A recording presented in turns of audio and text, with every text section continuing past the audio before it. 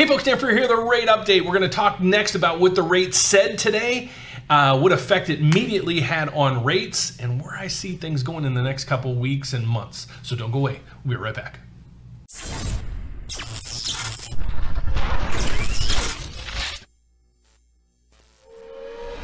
So if you break down the Federal Reserve speech, basically the terminology was the same. And I kind of compared it to last month's.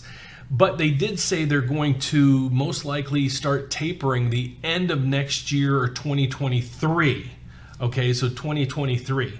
It's 2021 right now. How they're going to hold off that long, I don't know. But watch this video. It's educational. Then we're going to come back and I'm going to give you my point of view on all this stuff. So don't go away. The Federal Reserve is keeping interest rates unchanged and will maintain asset purchases at $120 billion a month. Now, in its policy statement, the central bank said that economic activity and employment have strengthened. It acknowledged that inflation is rising, but still said that the increase largely reflects transitory factors. Now, that is the same language that the Fed used last time. But the Fed did increase its forecast for inflation this year to 3.4% from 2.4%. The outlook for GDP also improved to 7% growth this year. That's up from 6.5%. The forecast for unemployment unchanged at 4.5%. And now 7 Fed officials see a rate increase happening sometime next year. That's up from 4 back in the spring. What happened today? Holy crap. Are you kidding me? Okay, so those that follow me on a daily basis, I apologize. I went AWOL for about a week. We've been buried here, and I brought on a whole new staff of salespeople, and we're in training, so I apologize for the delay in my videos. I will get back on track today, I promise. But here's what happened today. So let me go over this with you real quick. Here's today in a nutshell. Look over here, right here. Okay, what does this mean? Well, let me put all this in perspective with you. So what we're going to go over next is what's happening to the mortgage-backed security bond price. Okay, as the prices go down, everybody knows that follow my channel. If you don't know, when the price of the bond goes down, mortgage rates go up. So when we start seeing a 10 basis points or 10, 15, 20, and I'll show you this number here in a second, it's going to move rates. When you start to get to 50 and 60, it's really going to move rates. So let me show you what happened today, and then we're going to dissect this a little bit, and I'll give you my point of view on some of this stuff. So we had nice stability back. This is a quarterly snapshot. So through March all the way through May, we had nice stability. Then all of a sudden, the buzzword of inflation started trickling in. And we have these blips every time the market kind of freaks out on inflation. You can see back May, right in the middle of May, about this time of the month, Federal Reserve came out and everybody got spooked. Okay, so then from there we kind of retrieved a little bit and then stabilized. That's what we like, the stability right here. Okay, guys, I'm not freaking over this. If you didn't lock in on in a rate in the high 2s, low 3s, have you missed it? Probably. So if you have a rate of 4 or higher and you want to do something, now's the time to do it. I'm not fear-mongering. People will comment down below, oh, you're saying this and everything. No, guys, it's going to happen. I'm promising you. Okay, so today we saw a complete debacle in the system. I knew it was coming. You just don't know how volatile it's going to be. Okay, so basically, here's the headlines. Fed moves up its timeline for rate hikes as inflation rises. But their time frame is basically 2023 and 2024.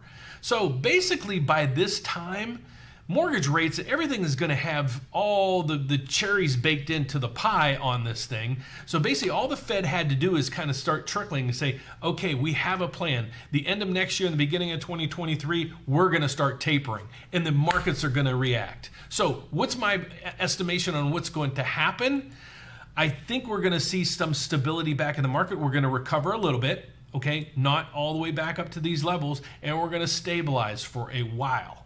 Okay, you could see that today's market move was right when the Fed announced. Look, we had basic stability all the way through, and then the Fed came out, and Federal Chairman Powell started speaking at 2:30, and look at the time frame right at the bottom, 2:30, and we crashed. Okay, it was a reaction, huge reaction in all the markets. Mortgage-backed securities plummeted.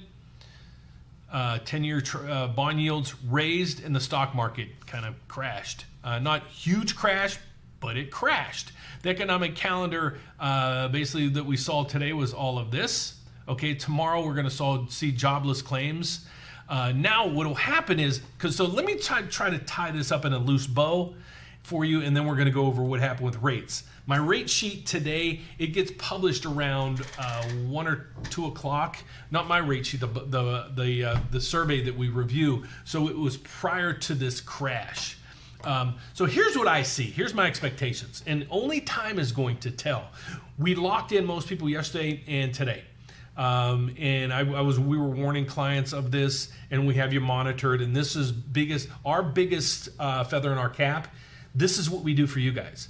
Most of your loan officers are just going to lock you when they take your application and move. We're like your stockbroker. We're going to help you, educate you on this business or on what we're doing or the program you're getting into, and then we're going to help monitor you and try to fit you into the right spot at the right time. We're going to pick the right program and pick the right time in rates. And most of the time, I guarantee I'll say I'll get you that rate or lower. If we miss out on that, I'll eat it. Okay, I'll eat it. I guarantee your mortgage lender, your mortgage broker, they won't do it, or they're not doing it for you. So that's one of the kudos we do for you. And all my loan officers are very much educated. I review all the files. I make sure the programs are there, the rates are locked in correctly, and so forth. I take pride in that part of it. Okay, so now let's go off to where my expectations are. Okay, so I said in this morning's discussion, we have forbearances, we have student loan deferment, and we have the excess unemployment benefits going out there. Those 3 things alone are putting a ton of money in people's pockets. Okay, it was just released this week that people have more money in the bank or investments than they ever have had. We're a country of spenders, not savers. Okay, so if you don't have to make a mortgage payment, you don't have to make a student loan payment, and you're getting extra money or more money than you were when you were working, obviously you're going to spend money. Okay, you couldn't spend money previously because nothing was open. I was at the airport just the other day, over the weekend. It is crazy. Okay, it is packed. All right, so here's my layout of this, and I'll repeat from this morning, but I'm almost confident that this is how it's going to turn out. All this stuff, all these programs are basically going through the end of September, okay? So through the end of September, everything's going to be hot. But think about it. If you're not making a mortgage payment, what are you going to do with your house? You're not going to sell it because you're not making a mortgage payment. If you sell your house, where are you going to go? Unless you go into your parents' home, you got to pay rent, which is up 5% from last month, or you got to buy a new house. You're going to have a mortgage payment. Well, if you stay put and you're in the forbearance, you don't have a payment. All right. If you're on unemployment and you're making more than you were being employed, what's to make you go back to work until that goes away? That goes away in September. So what's happening in September? You're going to start having to make mortgage payments.